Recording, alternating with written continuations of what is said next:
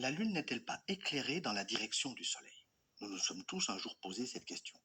Dans ma vidéo consacrée aux phases de la Lune, j'ai évoqué rapidement ce point.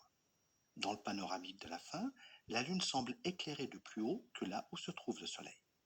Si on trace une ligne droite entre les deux astres, il semblerait que ce ne soit pas le Soleil qui éclaire la Lune. Est-ce un problème d'optique? Un problème lié à la modélisation informatique? Non.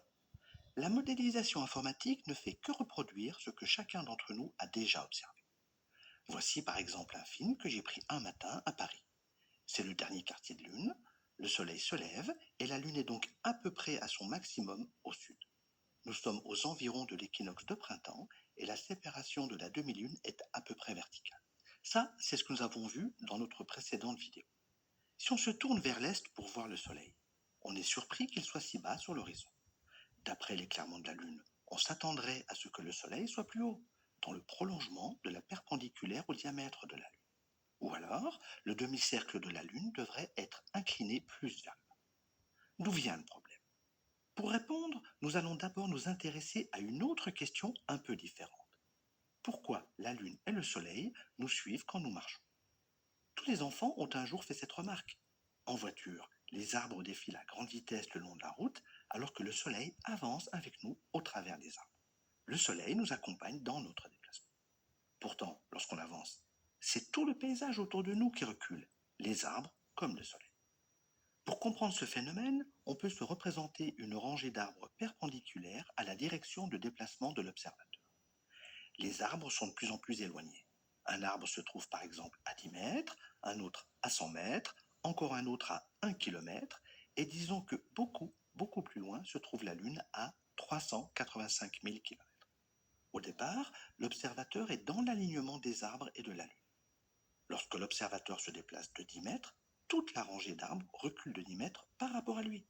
La Lune, elle aussi, recule de 10 mètres. Mais que voit l'observateur lors de son déplacement? Les choses qui nous entourent, nous les repérons par rapport aux 4 directions possibles: devant, derrière, gauche et droite. On peut mesurer précisément en degrés les directions intermédiaires.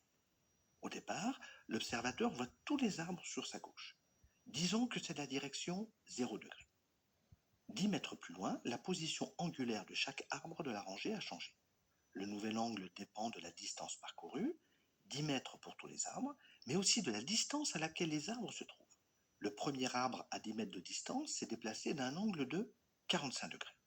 Celui qui se trouve à 100 mètres est maintenant vu sous un angle de 6 degrés.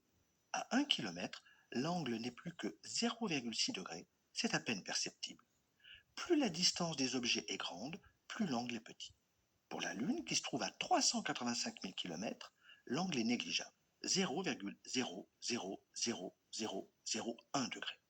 Autant dire zéro. La direction de la Lune n'a pas changé. Cela signifie que dans le champ de vision de l'observateur, les arbres les plus proches se sont déplacés d'un angle beaucoup plus important que les arbres les plus lointains.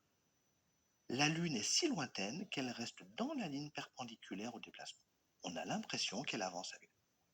Une autre manière de comprendre ce résultat est de calculer la longueur d'espace qu'on est capable d'embrasser avec notre regard. Disons que notre champ de vision est de 120 degrés. À 10 mètres de distance, cela représente une longueur de 35 mètres. À 100 mètres, l'observateur voit 350 mètres. À 1 km, c'est une longueur de 3 km et demi que l'observateur peut appréhender d'un seul regard.